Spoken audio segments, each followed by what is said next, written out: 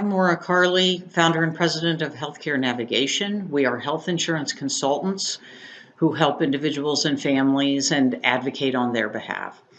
We sell no product. We're objective and not aligned with insurers or providers. We've launched this educational series because we believe so passionately that people need to understand their coverage better.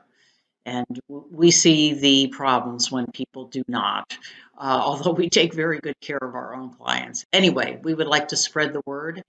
I'm going to speak faster than I'd like to today, but we are going to talk about products and why we think it's important that you understand what product you're on and what it usually suggests to you.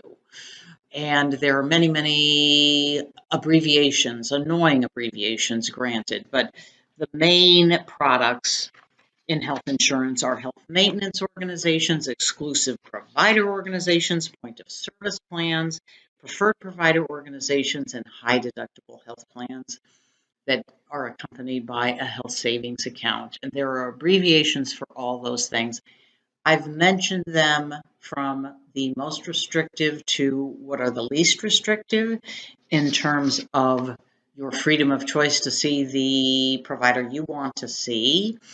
But it's very important to know what type of product you're on, because although there is an exception to almost every rule, the product type gives you clues about your network and about the rules of your plan.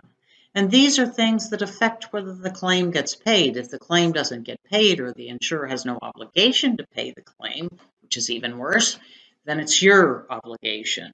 So these are very important matters. Let's run through this. Health Maintenance Organization, HMO. An HMO generally requires you to only see providers who are in the HMO's network, and that means those providers have a contract with your plan. An HMO can also require that you have a designated primary care physician, and an HMO can also require that you need a referral to see a specialist. And again, that's why you need to check into the specifics of your plan. A referral to see a specialist is something you want to, again, comply with. Otherwise, you could be responsible for the claim. An exclusive provider organization, again, generally means that there is a network of providers that you must see in order for your insurance company to have an obligation to cover.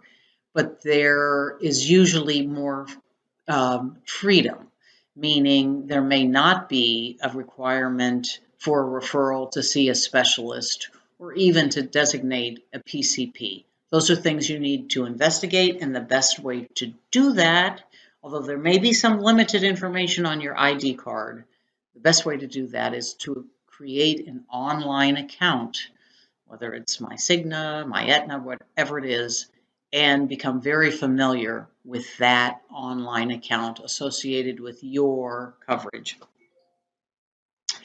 A point of service plan has out-of-network benefits. That's what the term means, coverage at the point of service. It can or cannot have a referral requirement. That depends on the plan. A preferred provider organization almost always has an out-of-network benefit, but I have seen some that do not. But most preferred provider organizations have a fairly rich network with freedom, to more freedom than these more restrictive types of coverage for you to decide to see a specialist. But again, you always need to check about a referral requirement, just so you know. But the whole point of a preferred provider organization is that you can see those providers in that network, without restriction. But there's always an exception to the rule, so know your plan's requirements. A high deductible health plan is one that has a higher deductible that has to be consistent with federal requirements and is combined with a health savings account, which is like a medical checking account that you are able to contribute to, your employer can contribute to, or you both can contribute to. But again, there's a specific federal amount that is the limit for the year.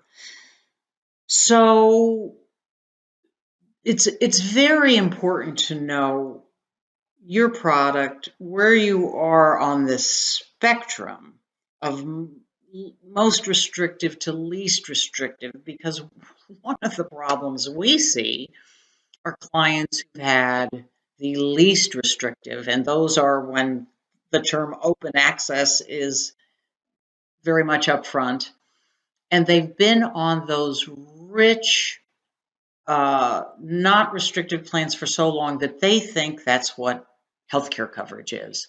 And so when they lose that type of coverage and have to face more restrictive options, it is often a very, very unpleasant experience, especially if you have pre-existing conditions. So, more homework. Determine what type of product you're on and the rules associated with that product and the network associated with that product. If you have comments or questions, please include them in the comments associated with this video, and we will try to get back to as many people as we can. So thank you for listening, and take good care.